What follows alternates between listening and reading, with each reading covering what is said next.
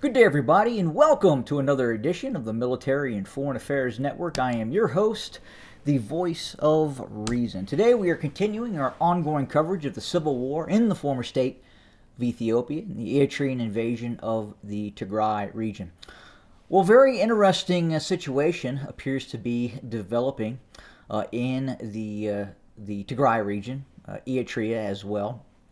The Tigrayan Defense Forces continue to be fully mobilized.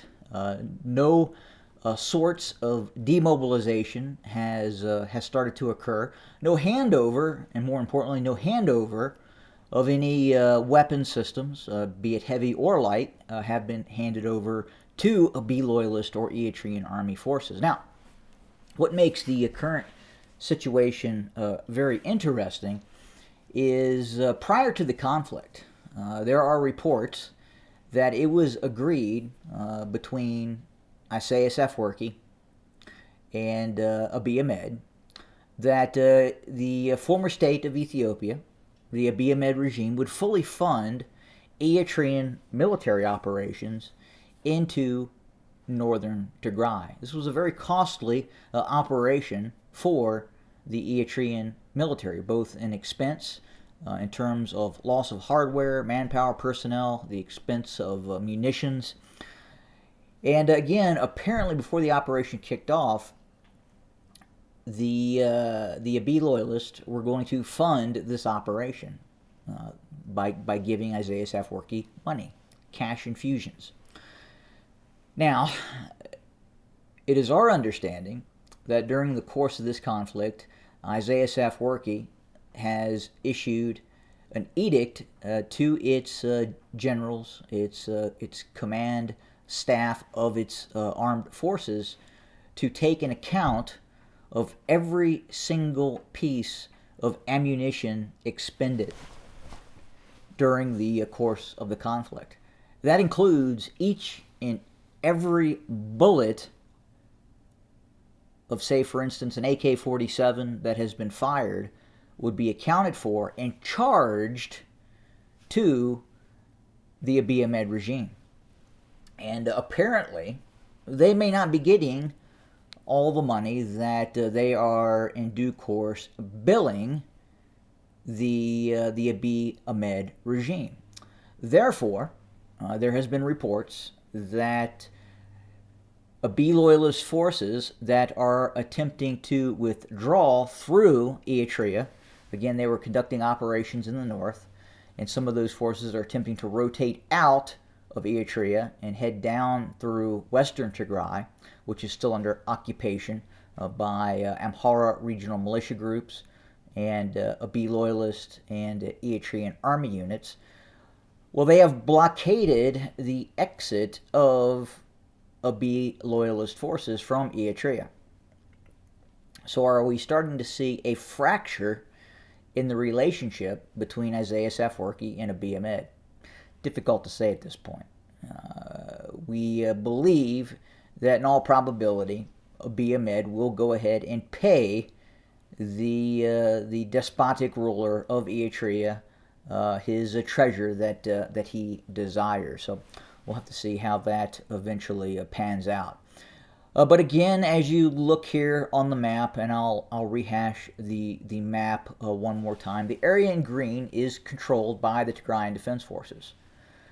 So again, Mekelle is still under the control of the Tigrayan Defense Forces. Adigrat is still under the control of the Tigrayan Defense Forces. Adwa is still partially encircled by Tigrayan Defense Forces, and the Eritrean and Abiy loyalist forces are still what one could say are trapped in Adwa. Very difficult to move from Adwa to Shire and then Shire north towards the Eritrean border, as it is from Shire down to DRK. But there are apparently talks underway, but there has been no sign yet, and there's no indications that the Tigrayan Defense Forces are willing to hand over its armaments. I think what was talked about in South Africa is simply that talk. The plan that was put on a sheet of paper, again, is worth no more than that sheet of paper that it was printed on. Again, if the Tigrayan Defense Forces were to hand over its ability to defend the Tigray region, and that's hand over its armaments, its weapons, then in all probability, very, very highly likely probability, that at some point, maybe not within the first several days or weeks of the handover of said armaments, we would then see a crackdown. And in all probability, it would be a crackdown in the dark of night where many leadership officials in the Tigray region would be arrested, and they would then be disappeared and then find themselves in a prison in Addis Ababa, or in all probability, much, much worse. So again, the probability that the Tigray Defense Forces will disarm, hand over its weapons, I say at this point, is fairly remote. Again, it would be to even think of that is suicidal ideation by the Tigrayan Defense Forces, and I don't think the TDF is contemplating suicide at this point. So that's where it stands. That's where the situation stands in terms of what's happening right now on the ground. Again, in Oromia, very interesting situation has been developing and continues to develop. This map is a bit not updated in terms of what is currently controlled. We still have reports that the Oromo Liberation Army is in Nekemte, inside the actual city itself. This map indicates that it has withdrawn to the outskirts of Nekemte, and again, the OLA still controls Mindi and other areas along the Mindi to Gembi main road. Well, in fact, it would be Mindi all the way to Nekemte. Is areas are under the control of the Oromo Liberation Army, including Nejo. So that is signified as red. That should be yellow.